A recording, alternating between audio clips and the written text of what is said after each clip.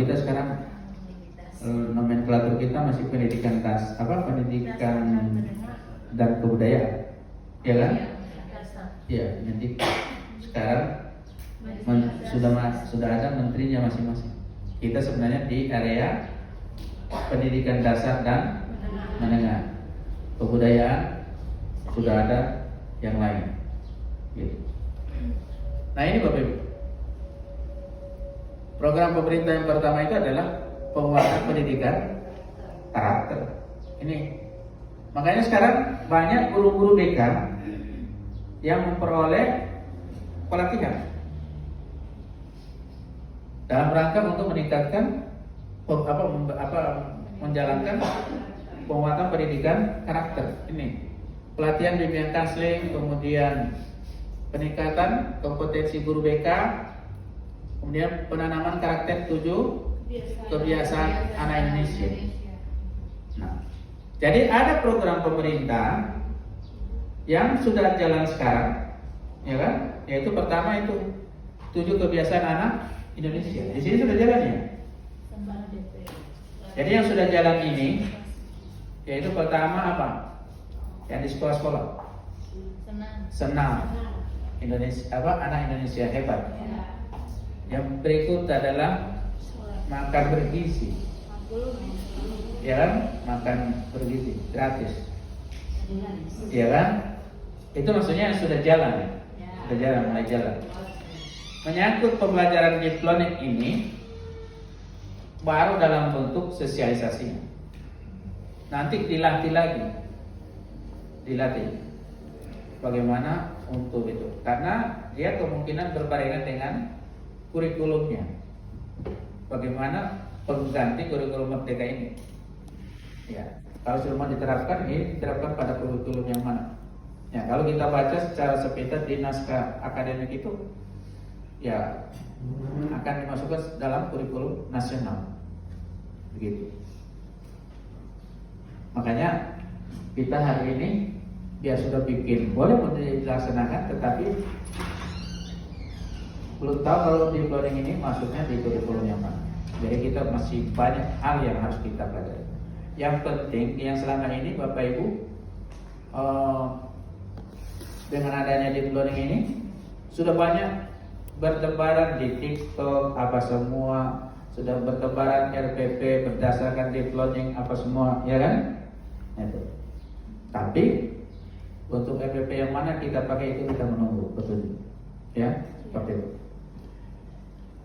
Nah, yang 7 kebiasaan ini yang ini, ya, ini menjalankan kebiasaan. 7 kebiasaan ini harus kerjasama dengan orang tua. Bapak Ibu dapat tahu dari mana anak itu bangun pagi. Bangun pagi yang dimaksud adalah sebelum subuh. Jadi bangun pagi kemudian beribadah. Ya, beribadah di situ berarti sholat subuh bagi Muslim. Gitu. Di non Muslim ada juga mereka punya ibadah. Ya, paling tidak berdoa. Ini. Kemudian berolahraga. Nah, datang ke sekolah dan harus berolahraga, yaitu senam anak Indonesia hebat. Sudah jalan? Ya. Masih anak-anak sudah lancar semua? Atau masih belum 75%? Ya, 75%. iya. Masih bapak kutabrak. Yang lain ke kiri, yang lain ke kanan, gitu. Nah itu harus dilatih. Kemudian makan sehat dan bergizi. Ini sudah jalan, tapi baru sampel, baru di beberapa sekolah. Tapi upaya pemerintah itu tahun 2025 bisa terjangkau ke semua sekolah. Tapi mudah-mudahan tidak berdampak pada yang lain. Ya. Kemudian gemar belajar. Gemar belajar ini dilatih bagaimana anak-anak itu dia terbiasa untuk belajar, termotivasi untuk belajar. Makanya bagaimana anak itu mengikuti pelajaran matematika dia tertarik, termotivasi untuk memperhatikan materi itu. Ya.